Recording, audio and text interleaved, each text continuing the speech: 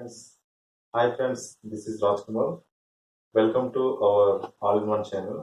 Today I would like to give lecture on tenses, a part of English grammar. ఈ రోజుల్లో English నేర్చుకోవడానికి చాలా మంది భయపడుతుంటారండి. ఎవరితోటైనా మాట్లాడాలన్నా ఏదో సిగ్గులా ఉంటుంది, తప్పులు మాట్లాడాలంటే భయం అనిపిస్తుంటుంది. సో అలాంటి భయాలన్నీ మనం పోగొట్టుకోవాలంటే ఈ గ్రామర్ అనేది నేర్చుకోవడం అనేది చాలా ఇంపార్టెంట్. ఆ గ్రామర్లో డిఫరెంట్ టైప్స్ ఉన్నాయండి. సో నేను చేసే వీడియో టెన్సెస్ మీద చేస్తున్నాను. ఇది ఫస్ట్ నుంచి లాస్ట్ వరకు చూడండి. మీకున్న ప్రతి డౌట్ పోతుంది. ఇంకా మీరు ఇతరులతో మాట్లాడేటప్పుడు కూడా చాలా ఫ్రీగా మాట్లాడతారు. Let's go to the topic. So tenses means కాలాలు, తెలుగులో కాలాలు అంటారు. సో ఈ కాలాలు అంటే తెలుగులో భూతకాలం, వర్తమాన కాలం, భవిష్యత్ కాలం ఉంటుంది. అలాగే ఇంగ్లీష్లో these tenses can be divided into 3 types: present tense, past tense, future tense. So మనం ఈరోజు టాపిక్ లో సింపుల్ ప్రెసెంట్ టెన్స్ గురించి మాట్లాడుకుంటామండి. అంటే ప్రెసెంట్ టెన్స్ లో మనకి 4 టైప్స్ ఉన్నాయి. ఒకటి simple present tense, present continuous tense, present perfect tense, present perfect continuous tense. So ఇందులో మనం సింపుల్ ప్రెసెంట్ టెన్స్ లోకి వస్తే, ఈ సింపుల్ ప్రెసెంట్ టెన్స్ లో అంటే దీని స్ట్రక్చర్ చూడాలి. మనం స్ట్రక్చర్ అనేది చాలా అబ్జర్వ్ చేయాలి. సబ్జెక్ట్ ఉంటుంది, subject plus verb 1 plus object. Subject అంటే ఏదైనా కావచ్చు. Okay, so for example Ramu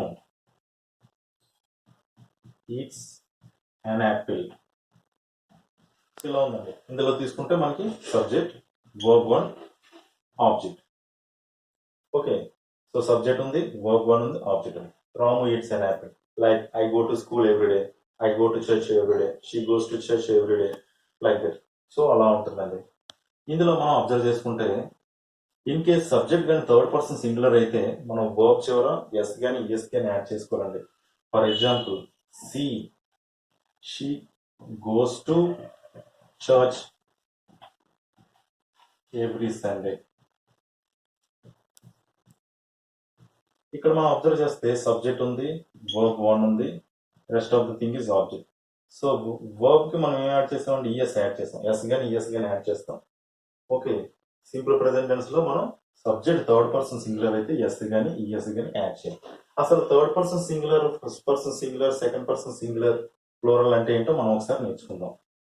so ఇందులోకి వస్తే మనకి 3 పర్సన్స్ ఉంటారండి. First person, second, third. 3 persons, singular, plural తీసుకుంటే first person singular I, first person plural we, second person singular you, second person plural you, third person singular he, she, it, third person plural they. So when the subject is third person singular, we have to add s or es to the verb. ఓకేనండి. So అయితే మనం ఈ simple present tense ని ఎక్కడెక్కడ వాడాలి? Universal truths చెప్పేటప్పుడు, daily rotations చెప్పేటప్పుడు, routine jobs గురించి మాట్లాడుకునేటప్పుడు, రెగ్యులర్ యాక్షన్స్ గురించి మాట్లాడేటప్పుడు మనం సింపుల్ ప్రెసెంట్ టెన్స్ లోనే మనం ఎక్స్ప్రెస్ చేయాలి ప్రతిదీ కూడా. అంటే like sun rises in the east, sun sets in the west, Ramu go to the college, Ramu goes to the college every day, Sita goes to church every day, like that. River flows on the ground. So ఇలా routine jobs and regular actions ఇవన్నీ కూడా simple present tense లోనే మనం indicate చేయాలండి. So for example simple present tense లో ఒక sentence ఉంది, దాన్ని నెగిటివ్ సెంటెన్స్ ఎలా రాయాలి? For example I go to school every day అంటే దీన్ని నెగిటివ్ సెంటెన్స్ ఎలా ఫామ్ చేస్తాం? I go to school every day.